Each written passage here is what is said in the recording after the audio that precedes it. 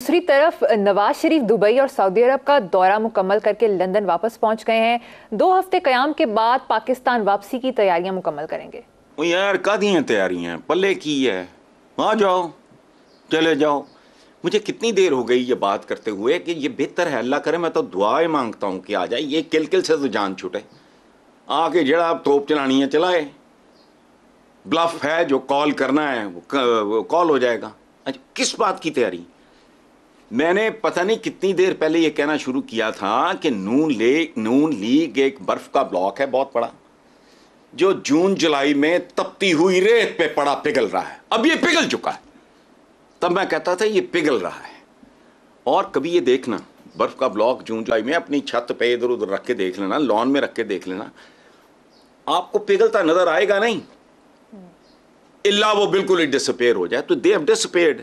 अच्छा अभी 2 रोज पहले हमारे एक कॉलीग हैं अपने समा के ही, मुनीब फारूक, वो बंदा किसी अपने उसमें बता रहा था कि नून लीग ने, मुनीब एक रिलायबल आदमी है, हमारे बहुत सारे जो है ना ऐसे भी हैं जो छोड़ते हैं लंबी लंबी इधर उधर की। Munib is a responsible man, basically law का बैकग्राउंड है। तो मुनीब ने कहा कि जी कितने इन लोगों ने, नून लीग वालों ने खामोशी से, बड़ी एहतियात से, बड़ी सीक्रेसी मेंटेन करते हुए इन्होंने सर्विस कराए अपनी पॉपुलैरिटी के हवाले से, अपनी असल स्टैंडिंग के हवाले से। नर्व रैकिंग का उसने लफ्ज़ इस्तेमाल किया, यानी असाब बर्बाद कर देने वाले नताइज आए हैं, मरे पड़े हैं अंदर से। मैं तो आई ट्रस्ट मुनीब, वो इस तरह की बात, हालांकि मेरा गुमान है, असेसमेंट है, फासले से दूर से, हमारे को दोस्ताना तल्लुकात नहीं है, इस्लाम दुआ है, he has a soft corner for Noon league.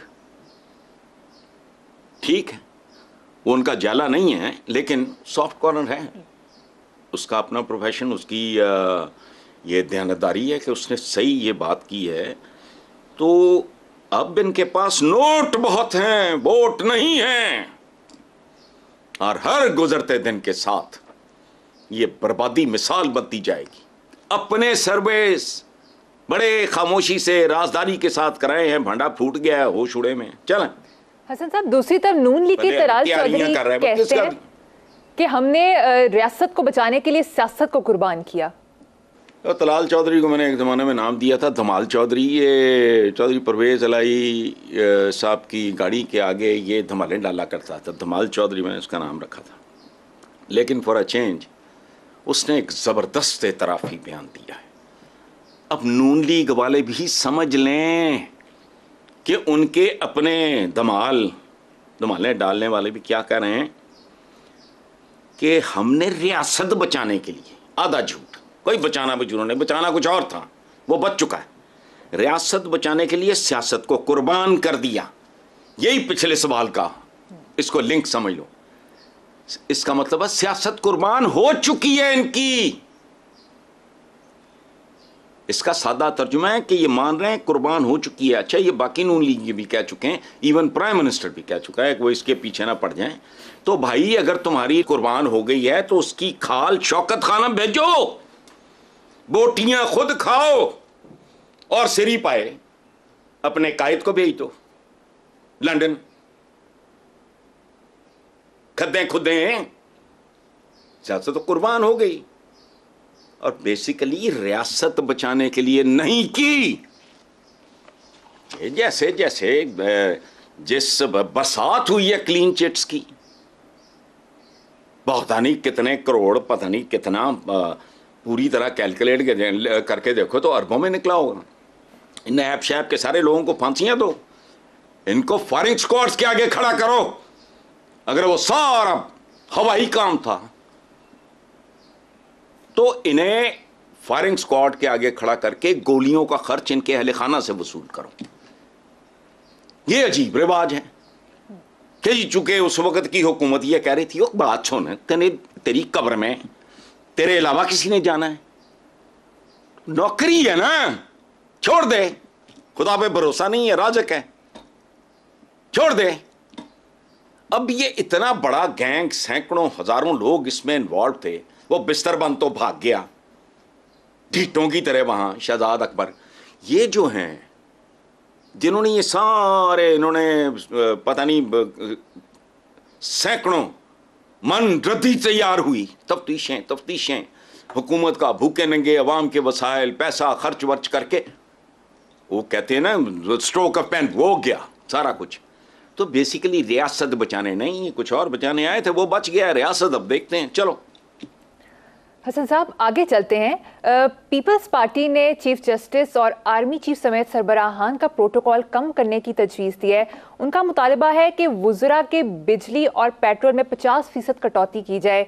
एक रिपोर्ट के मुताबिक साल 2022 में सरकारी अफसरान ने 34 करोड़ यूनिट बिजली मुफ्त इस्तेमाल की, जिसकी कीमत 8 अरब 19 करोड़ रुपए से ज़्यादा बनती है।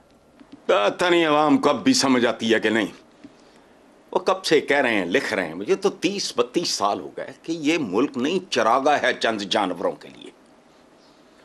अब मैंने एक मिसाल पता नहीं कल परसों किसी और पे जगह पे कि मैं अगर, या पता नहीं, मुझे तो अब याद नहीं रहता, कि अगर मैं सोने की कान में बिलफर्ज मैं मुलाजमत करता हूँ, तो सोने में मेरा हिस्सा, तुम अपना काम कर रहे हो, तुम्हें अगर तनख्वाहें मुशाहरे कम लगते हैं, कि भूखा नंगा तो सियासत में कोई वाने ना मिल ही नहीं होता होगा, तो दबाओ, कोई और काम कर लो, वरना आओ अपनी तनख्वाहें जैसे बाकी मुल्क में है, बेचारा SHO है या इंस्पेक्टर है या फलाना है या धमकाना है, उस तरह की तनख्वाहें लो, तो जान छोड़ो।